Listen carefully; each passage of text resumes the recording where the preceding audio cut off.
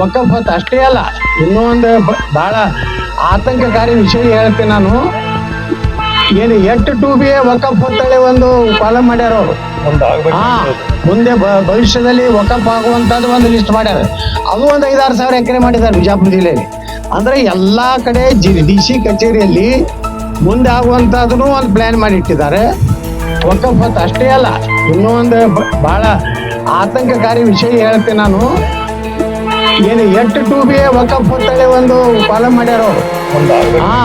ಮುಂದೆ ಭವಿಷ್ಯದಲ್ಲಿ ವಕಫ್ ಆಗುವಂತದ್ದು ಒಂದು ಲಿಸ್ಟ್ ಮಾಡ್ಯಾರ.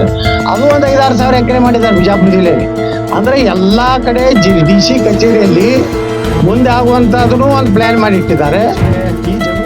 ಇದು ವಕಫ್ ಆಗ್ಲಿಕ್ಕೆ ಏನು ಇದರಲ್ಲಿ ಏನಾದ್ರೂ ಮಜಾರ್ ಇದೆಯಾ, ಕಬ್ರಸ್ತಾನ್ ಇದೆಯಾ, ಯಾವ್ದಾರು ಮಸೀದ್ ಇದೆಯಾ, ಅಥವಾ ಯಾವ ನಿಜಾಮ ಅವ ಬರೆದು ಕೊಟ್ಟಿದ್ ಏನಾದ್ರ ತಾಮ್ರ ತಗಡ, ಕಬ್ಬಿಣ ತಗಡ, ಅದು ಯಾವ್ದು ತೊಗಲಿನ ತಗಡ ಯಾವ್ದಾರ ಐತೇನ್ರಿ? ಏನೂ ಇಲ್ಲ. ಅಂದ್ರೆ ಉದ್ದೇಶಪೂರ್ವಕವಾಗಿ ರೈತರ ಜಮೀನನ್ನ ಕಬಳಿಸುವಂತ ವ್ಯವಸ್ಥಿತವಾಗಿ ಈ ಒಂದು ವಕಫ್ ಬೋರ್ಡ್ ಏನಿದೆ, ವಕಫ್ ಟ್ರಿಬ್ಯುನಲ್ ಏನಿದೆ, ನಮ್ಮ ಬೇಡಿಕೆ ಇರುವುದೇ ವಕಫ್ ಟ್ರಿಬ್ಯುನಲ್ ರದ್ದಾಗಬೇಕು.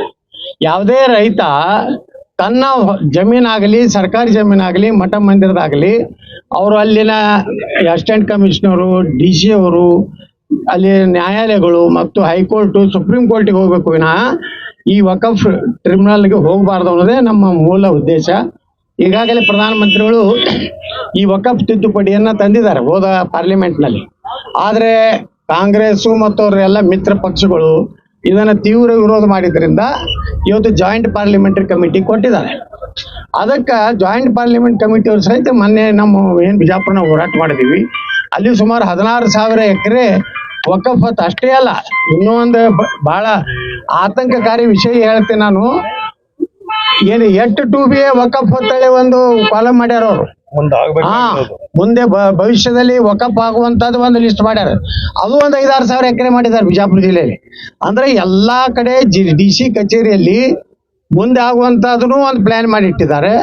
ಈ ಜಮೀರ್ ಅಹಮದ್ ಖಾನ್ ಏನು ರಾಜ್ಯ ಪ್ರವಾಸ ವಕಫ್ ಅದಾಲತ್ ಮಾಡಿ ಏನು ಪ್ರಾರಂಭ ಮಾಡೋದು, ಮಾಡಿದಾಗ DC ಅವ್ರಿಗೆ, AC ಅವ್ರಿಗೆ, ತಹಸೀಲ್ದಾರ್ಗೆ ಧಮಕಿ ಕೊಟ್ಟು ನನಗೆ ನೇರವಾಗಿ ಮುಖ್ಯಮಂತ್ರಿ ಸಿದ್ದರಾಮಯ್ಯನವರೇ ಆದೇಶ ಮಾಡಿದ್ದಾರೆ, ವಕಫ್ ಆಸ್ತಿ ಒಂದ್ ಇಂಚನು ನಾವು ಬಿಡುದಿಲ್ಲ, ಅದು ಭಾರತ ಸರ್ಕಾರದ ಆಸ್ತಿ ಅಲ್ಲ, ಯಾರಪ್ಪನ ಆಸ್ತಿ. ಹಂಗಾದ್ರೆ ಯಾವುದೇ ಉತ್ತರ ತೆಗೆದ್ರು ಕರ್ನಾಟಕ ಸರ್ಕಾರ ಅಂತ ಇರ್ತದೆ. ಸರ್ಕಾರ ಮೊದಲ ಮಾಲೀಕ, ಅಲ್ಲಿಂದ ನಾವು ರೈತರ ಹತ್ರ ಇರ್ತದೆ. ಆದ್ರೆ ಜಮೀರ್ ಅಹಮದ್ ಹೇಳುತ್ತಾ ಇರುವುದು ಇದು ಸರ್ಕಾರದಲ್ಲ, ಇದು ನಮ್ಮ ದೇಶದ್ದೇ ಅಲ್ಲ ತಾನೆ. ಅಂದಮೇಲೆ ಇದು ಬಹಳ ಗಂಭೀರ ಪರಿಸ್ಥಿತಿ ನಿರ್ಮಾಣ ಆದ್ಮೇಲೆ ನಮ್ಮ ಜಾಯಿಂಟ್ ಪಾರ್ಲಿಮೆಂಟರಿ ಕಮಿಟಿ ಚೇರ್ಮನ್ ನಮ್ಗೆ ಹೇಳಿದ್ರು, ನೀವು ಅಷ್ಟೇ ಬಿಜಾಪುರದ ಅಷ್ಟೇ ಅಲ್ಲ, ಇಡೀ ಕರ್ನಾಟಕದಲ್ಲಿ ಒಂದು ತಂಡ ಆಗಿ ಅಡ್ಡಾಡಿ ಯಾವ ರೀತಿ ಬಿಜಾಪುರದಲ್ಲಿ ವ್ಯವಸ್ಥಿತವಾಗಿ ಪ್ರತಿಯೊಬ್ಬ ರೈತರನ್ನ ನೀವು ಉತ್ತಾರಿತ ಮಾಡಿ ಸರ್ಕಾರದ ಒಂದು ಜಮೀನು ಆಗಲಿ, ನಮ್ಮಲ್ಲಿ ಪೊಲೀಸ್ ಹೆಡ್ ಕ್ವಾರ್ಟರ್ ವಕಫ್ ಮಾಡಿದ್ದಾರೆ. ಈ ರೀತಿ ಏನೇನದ ಅಂತ ಮಾಹಿತಿ ನಮ್ಗೆ ಕೊಡ್ರಿ.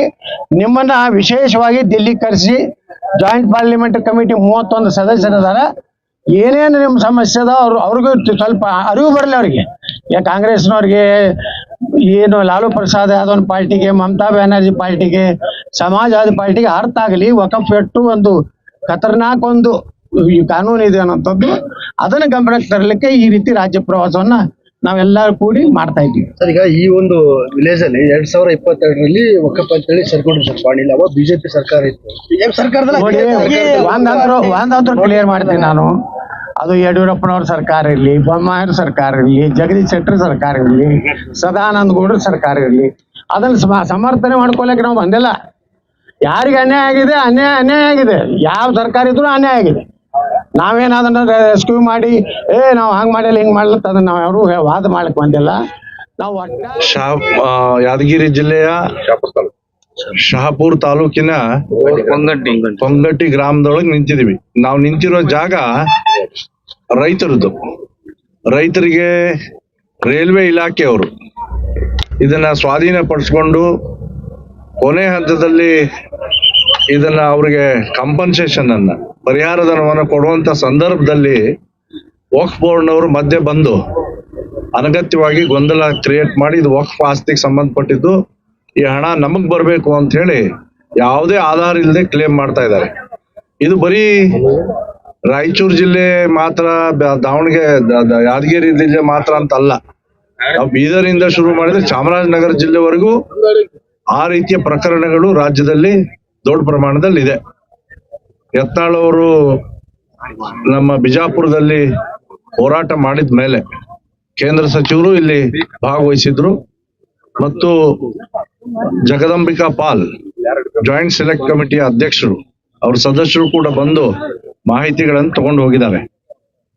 ಇವತ್ತು ಈ ವಕ್ಫ್ ಅನ್ನುವಂಥದ್ದು ರಾಜ್ಯ ಸರ್ಕಾರದ ಒಂದು ಕೃಪಾಪೋಷಿತವಾಗಿರ್ತಕ್ಕಂಥ ಚಟುವಟಿಕೆ. ಈಗ ನಮಗೂ ಇದರ ಸಮಸ್ಯೆ ಅರಿವಿರ್ಲಿಲ್ಲ ಅಷ್ಟು.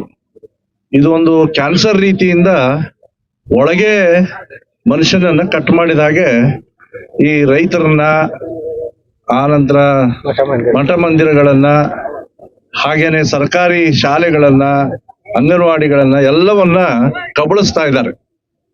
ಆ ರೀತಿಯ ಕಬಳಿಸೋದಕ್ಕೆ ಯಾವುದೇ ಕಾರಣಕ್ಕೂ ಭಾರತೀಯ ಜನತಾ ಪಾರ್ಟಿ ಬಿಡೋದಿಲ್ಲ. ಇದನ್ನು ಜಮೀರ್ ಅಹಮದ್ ಖಾನ್ ಅವರು ಶುರು ಮಾಡಿದ್ರು. ಮುಖ್ಯಮಂತ್ರಿಗಳು ಯಾವುದೇ ಕಾರಣಕ್ಕೂ ಆ ಪಾಣಿನಲ್ಲಿ ಕಾಲಂ ನಂಬರ್ 11ರಲ್ಲಿ ಬರೆದಿರೋದನ್ನ ತೆಗೆದುಹಾಕಕ್ಕೆ ನಾನು ಸೂಚನೆ ಕೊಡ್ತೀನಿ ಅಂತ ಹೇಳಿದ್ರು ಕೂಡ ಜಮೀರ್ ಅಹಮದ್ ಖಾನ್ ಅವರು ಇದಕ್ಕೆ ಆಸ್ಪದ ಕೊಡ್ತಾ ಇಲ್ಲ. ಅದಕ್ಕೆ ಇದರ ವಿರುದ್ಧ ಹೋರಾಟವನ್ನು ಶುರು ಮಾಡಿದ್ದೇವೆ.